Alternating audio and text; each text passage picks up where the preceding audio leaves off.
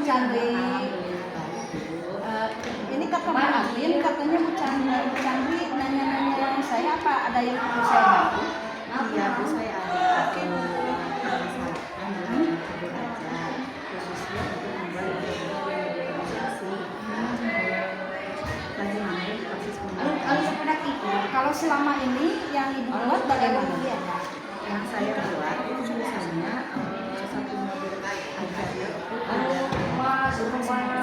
ada disamakan. Sedangkan kan kalau belajar organisasi kita masih beda ya.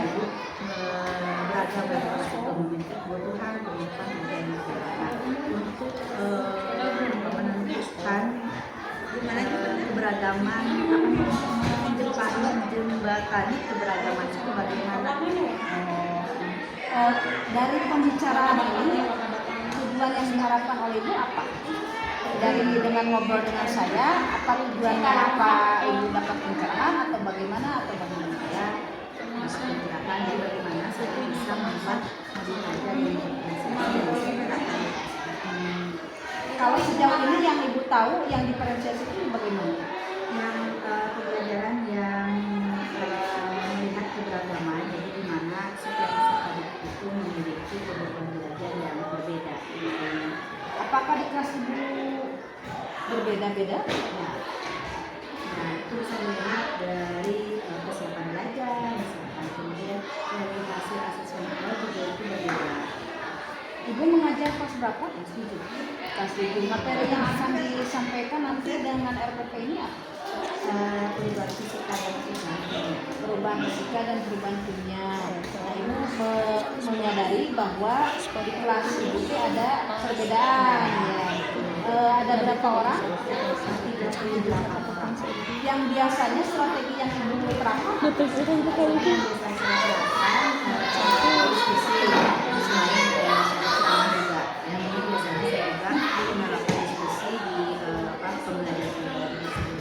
selain diskusi, yang menurut Ibu anak-anak itu aktif dalam belajar apa kira-kira? Sepertinya percobaan, ya. Melakukan percobaan, diskusi yang membuat mereka itu aktif gitu ya. Semua ini ya, semua siswa ini. Apa mereka biasa berkelompok atau sendiri? berkelompok. Saya suka mengambil belajarnya suka dikelompokkan ya.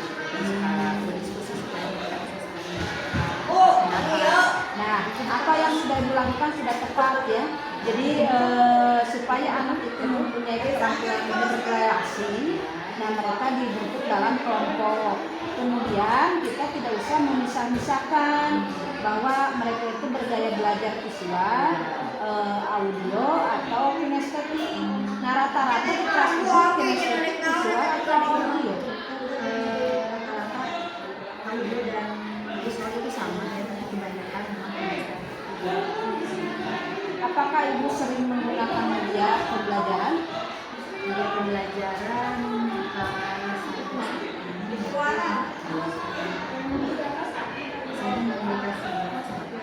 LHS. Apakah pernah menayangkan lewat Infocus atau video? Video pembelajaran pernah, hanya saya tidak mengambilkannya di ya. Saya biasanya hanya mengirimkan video itu lewat aku, mengirimkan lewat dan itu pun sebetulnya videonya saya ambil tidak buat saya sendiri gitu, tapi biasanya saya ambil dari YouTube misalkan. Kira-kira kalau menurut Ibu, kalau videonya Ibu tampilkan melalui Infocus, kira-kira itu bermanfaat tidak atau menarik mereka tidak untuk belajar?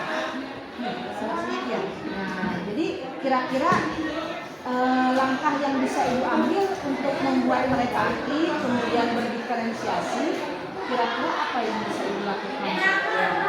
Tadi ya media pembelajaran, Coba ya media pembelajaran pembelajaran. dari video itu saya akan mencoba memberikan tanya lewat proyektor dulu ya. Pembelajarannya dengan diskusi gitu ya. Kemudian saya diskusi Ya dia kawan apa?